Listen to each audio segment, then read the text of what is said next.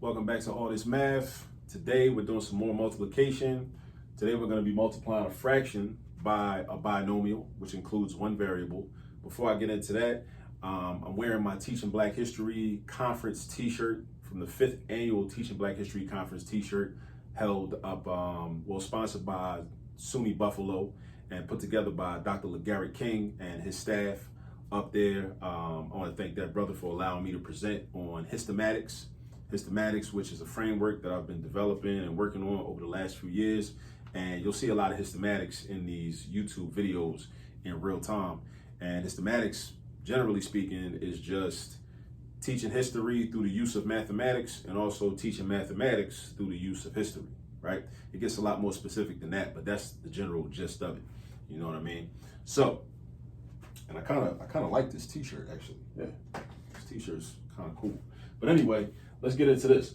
So we have 2/3, because we always want to make sure we read the problem correctly, right? Read the problem correctly, understand the problem, start to develop a relationship with the math problem, right? So that we can arrive at the correct answer.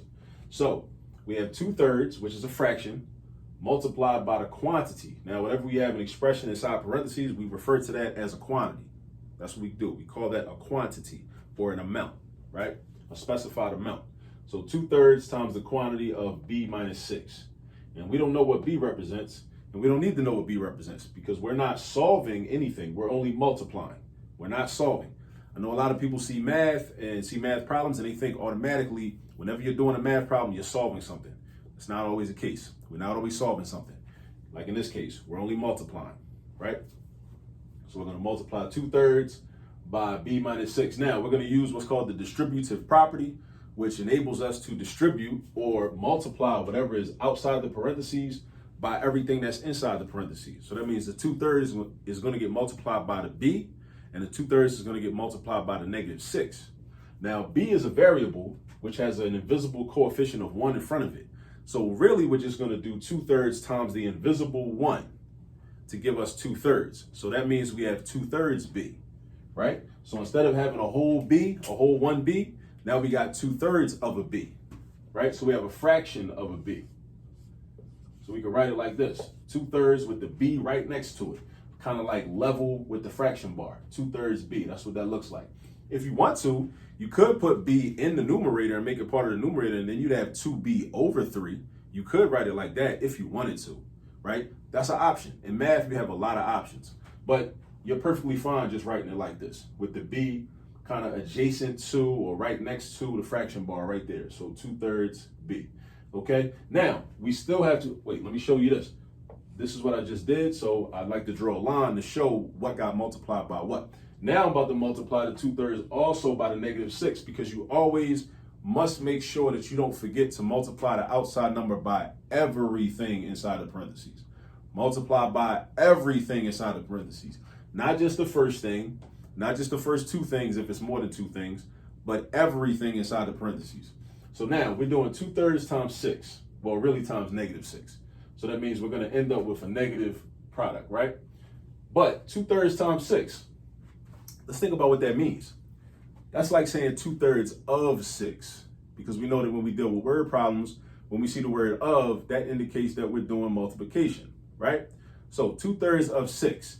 Think of what that means, 2/3 of 6. So if we took 6, right, and we broke it down into 3 equal parts. Now, how do I know it should be 3 equal parts?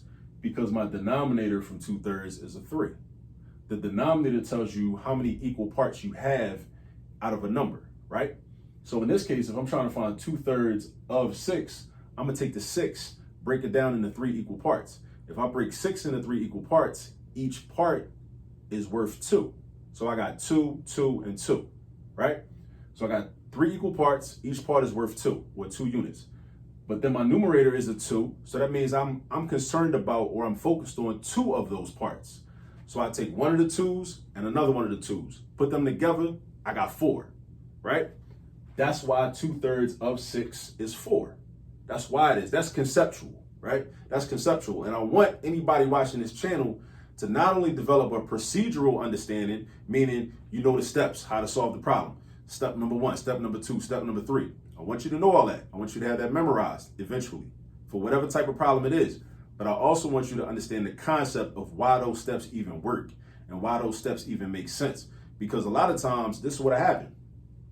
If you know the concept and you forget the steps, knowing the concept will help you to jog your memory and realize, oh, this is all I got to do. Because remember, conceptually, this is what's taking place anyway. So then it will make sense for me to do this, this, and this because I understand the concept. And also, anybody that's watching this that is going to be taking standardized tests like the SAT or the ACT or the ISEE exam or any of these other standardized tests that your state administers or whatever, so schools can get certain funding or whatever. A lot of those tests will have these conceptual math questions. They're not just going to give you the straightforward, here, do this.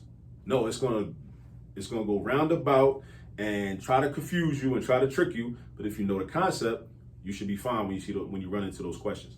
But anyway, yeah. So 2/3 of 6 is 4, or 2/3 of -6 is actually -4. Now, another way to think about it is like this. 6 times 2/3, because remember, multiplication is commutative. Now, in case you forgot what commutative means, it means that the order in which you multiply the numbers does not make a difference in terms of finding what the product is. Whether you do 2/3 times 6 or you do 6 times 2/3, you will end up with the same product regardless. Your product will be the same regardless. Just like 3 times 2 is 6, 2 times 3 is also 6. You can change the order of the numbers, your product doesn't change, right? So if you had 6 times 2/3, that's like saying, because remember, multiplication is just repeated addition. So 6 times 2/3 is just 2/3 6 times. Or 2/3 plus 2/3 plus 2/3 plus 2/3 plus 2/3 plus 2/3. That's 6 of them, right? 2/3 plus 2/3, that's 4 of them. Plus another 2 is 6. Another 2 is 8. Another 2 is 10. Another 2 is 12. So all of that is 12/3, right? And 12/3 looks like this.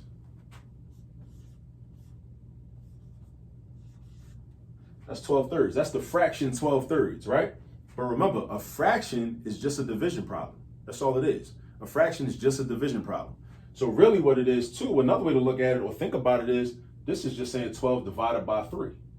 And we know, because we know our division facts, because we know our multiplication facts, and the division facts come from understanding the multiplication facts, we know that 12 divided by 3 is 4. So then we also already get 4. So I say all that to say that 2/3 of 6 is 4, and 6 times 2/3, or 2/3 6 times, is also 4, right? So this is your final answer. 2/3 B minus 4. And again, this 4 is negative because whenever we're multiplying a positive number or term or expression, well, not expression, but a positive number or variable by a negative term, the product is always negative. The product is always negative. So if basically remember it like this. If your signs are different, your product is negative.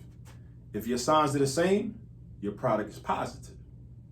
If your product is different, if your signs are different, like this is a positive and this is a negative, the signs are different. They're not the same. One is positive, one is negative. That means your product is going to be negative. That's why this is minus 4. All right. Now, hope that made sense. Now, as I always say, before I go, I showed you how to do the problem, but now for you to really learn this, you got to go do some practice. All right. So go ahead and do some practice, and I'll see you on the next video. Peace.